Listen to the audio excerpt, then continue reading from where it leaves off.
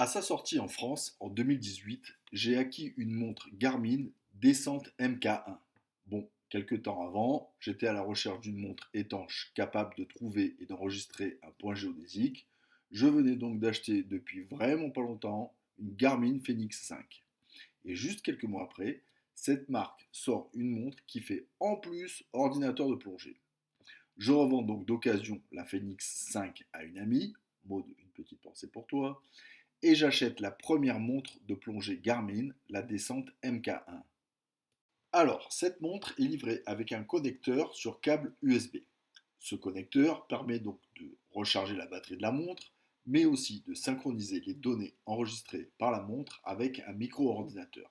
Ça marche essentiellement pour pouvoir consulter ses activités sportives sur son ordinateur, vitesse, altitude, etc. Mais aussi pour faire des éventuelles mises à jour du système d'exploitation de la montre.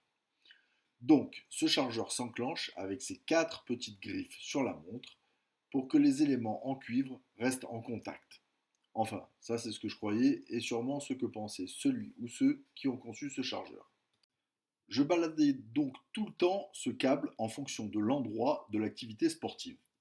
Et à force d'être baladé de sac en sac, il a été endommagé sur un bout de crochet de la pince. J'ai donc pris l'option d'en commander deux supplémentaires en 2020. Et comme nous tous pour le smartphone, on souhaite toujours avoir un câble de chargement sous la main. J'en ai donc commandé deux de plus en 2023. Là, c'est bon, j'en avais partout, plus besoin d'en balader un seul. Début 2025, je m'aperçois que la batterie de la montre se charge toujours, mais impossible de la synchroniser avec l'ordinateur. J'essaye plusieurs de mes câbles, je nettoie la connectique en cuivre de la montre, je la redémarre, mais rien n'y fait. Elle se connecte des fois 5 secondes, 10 secondes et se déconnecte toute seule. Je pars donc du principe que c'est sûrement un problème de connectique entre la montre et le chargeur. Et puis en août, j'étais sur Amazon pour chercher un truc, je ne me rappelle plus duquel, et, magie des algorithmes d'espionnage, Amazon me propose un chargeur de la marque Tusita, compatible avec ma montre et les suivantes. Vu la forme du chargeur qui a l'air pas mal, je tente le coup et je le commande. À la réception, je l'essaye et, enfin, la montre se reconnecte à l'ordinateur. Je peux à nouveau synchroniser mes activités. Du coup, je retourne sur le site de Garmin, je recherche le chargeur pour ma montre et... Oh, il a changé. Bon, on ne voit pas vraiment comment il est. Vendre en ligne, c'est quand même un métier. Mais en tout cas, ce n'est plus du tout ce que j'ai acheté. Je trouve sur leur site comment les contacter, je leur téléphone et on me passe un attaché clientèle qui voit sur mon compte que je suis bon client chez eux. Je lui demande donc de m'échanger mes chargeurs qui ne fonctionnent plus contre les nouveaux. Ils se sont forcément aperçus du problème puisqu'ils ont modifié ce clip de chargement donné.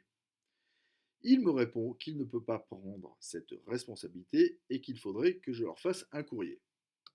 Qu'à cela ne tienne, je prépare donc un courrier que je vais envoyer en recommandé, histoire d'être certain qu'ils l'ont bien reçu. Si tu veux lire tranquillement ce courrier, tu peux retrouver le texte dans la description.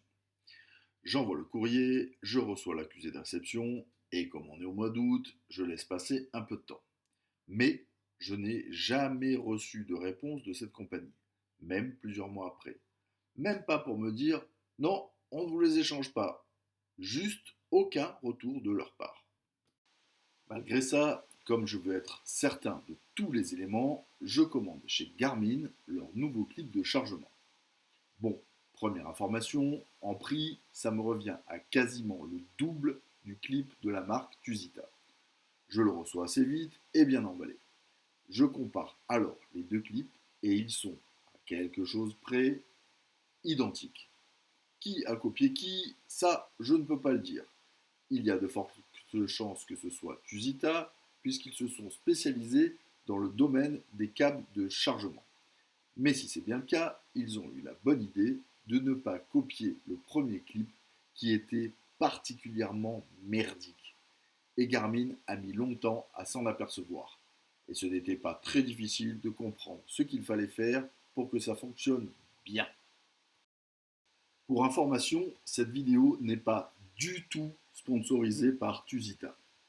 J'adore cette montre descente MK1. Faire des erreurs lors de la conception de produits, ça arrive à tout le monde.